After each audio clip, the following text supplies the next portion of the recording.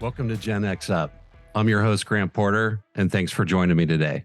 Today, we're going to talk about clearing the decks, and we're going to have that in relationship to sailing. If you're not familiar with going offshore, sometimes things can get kind of crazy. And when the sea state and the winds come up, the last thing you want to have are things that are loose on the deck, flying around or being tripped over or going overboard. So like that on a boat, you got to think of our lives as a personal boat, and we're about to get ready to take a big voyage. And our voyage, our journey is going to be our 3-year vision of the life we're going to have within 3 years. Now, that vision isn't something you want. It's going to be something that just hasn't happened yet. And we're going to do work moving forward on that vision. But before we do, it's going to be a good idea for us to clear up our own decks. So when I talk about that, things that I'd like you to consider is, your intake of negative noise. I see a lot of people spending time on Twitter, Facebook, TikTok, and especially people who are actively involved in politics, and their main activity in politics is making snarky little comments or just liking and sharing things that just create a lot of negative energy, regardless of what you believe in. If you're someone who works in the business and needs to pay attention, great. But, take your time, get what you believe, go vote for the people. But sitting around every morning, scrolling through twits and tweets and just making snarky comments is both not good for your own emotional well-being and just adds to the clutter and noise that everybody else is sucking up. So that's one thing I'd like you to consider. The other thing is past traumas and conflicts. So a lot of us, and I mentioned in the first podcast, I have some friends who within recent years have lost kids, either by suicide or tragic accidents. Things like that are really hard to get past. And there are definitely some things on this list that you should consider if you're in that experience, which I don't even know how to put it into words. If you're going through that or have gone through it, seeking out a counselor or therapist is what you need to do for certain. But I think where I'm getting at with this is whatever our traumas are, whether they're a bad breakup or the divorce, losing a job or career change, is there's just some things we can't change. And if we can't change it, where all of our pain and anguish comes in is in our mind. And because it's in our mind and we're creating it. So we're essentially the ones that are torturing ourselves. So where I'm headed with this is that if you do have big traumas and you can't change them, it's good for you to fully express and experience the emotions and work through those. But there needs to be a point in time where you let it go.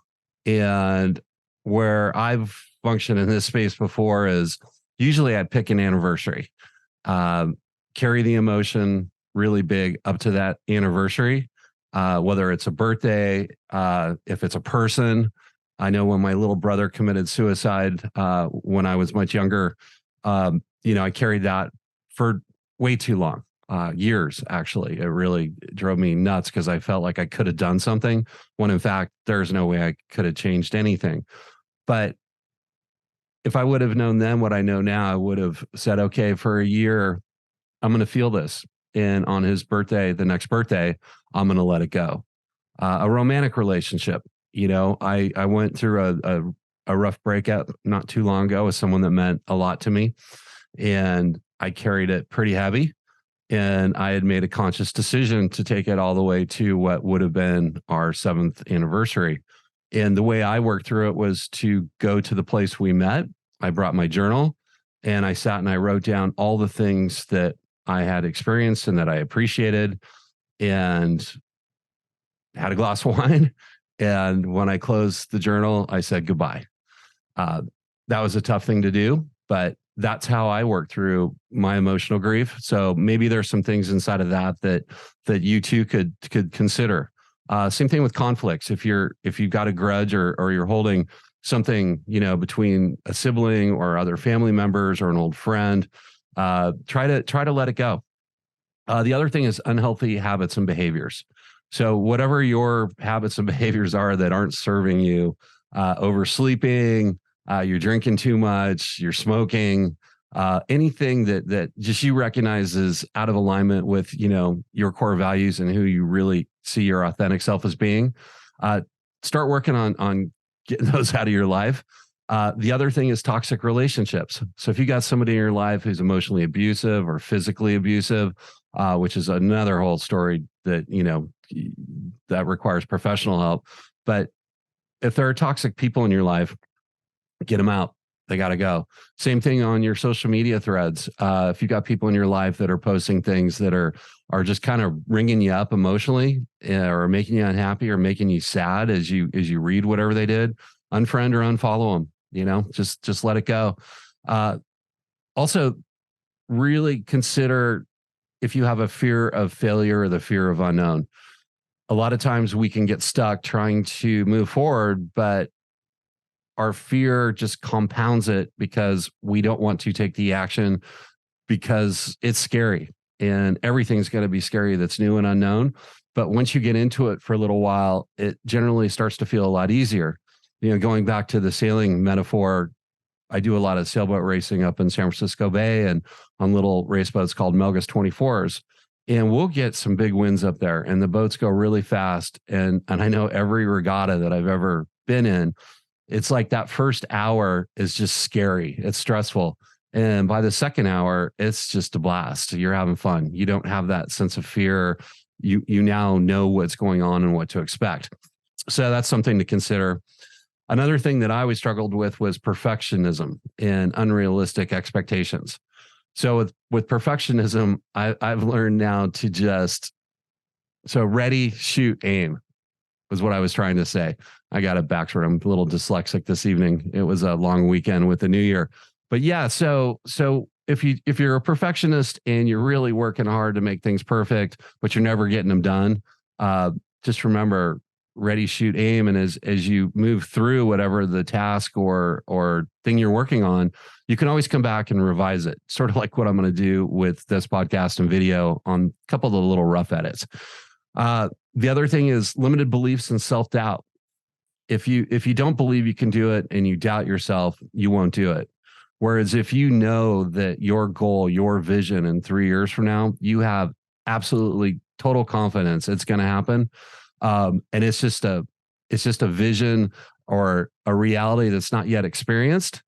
If you believe that with your heart and your mind, you're going to make it happen. You're going to get up daily. You're going to be just like a dog chewing on the bone. You're going to be going after it.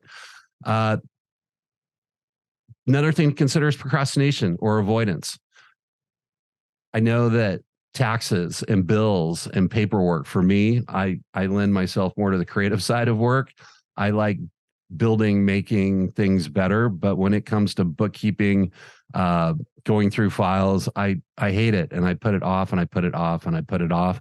And I know that when it comes tax time, my accountant hates me. So consider, what things you procrastinate on. And then the last thing that I'd ask you to consider is clutter, clutter in your life, whether it's your car, your house, your closet. Really step back now that we're in the new year and take a look at things that you have. If you haven't used it in over a year, chances are you're not going to need it. Go through and declutter, simplify your life. That helps a lot. Make things clean, dust things off. Just kind of set the stage for moving forward, this next year and reaching that 3-year vision. If you choose to do this, if you really want to make something different out of your life, whether it's a hobby, whether you want to own your business, you want to travel the world, you want to write a book, you want to start a podcast, whatever your vision is for the next 3 years. If you got one, let's start clearing the decks. So anyway, that's pretty much it. Not much can stand in the way if you start there. And on the next podcast, we will talk about some of the foundational things that I'm going to recommend, that I recommend in my startups, to focus in on your vision. And I just want you guys all to remember that the past is in our wake, the future's in our imagination. So let's be really focused and kick some ass in the now. Have a good night. or a good day, depending what time you listen to this. And thanks for tuning in. And again, please visit genXup.com. You can check out our Facebook group there. And you can also pretty soon download our vision worksheet. So like, subscribe, share, help get more people watching this, because I know the audience is very small because I just started. This is the second podcast I've ever done. So thanks again for sticking with me, and have a great day. Take care.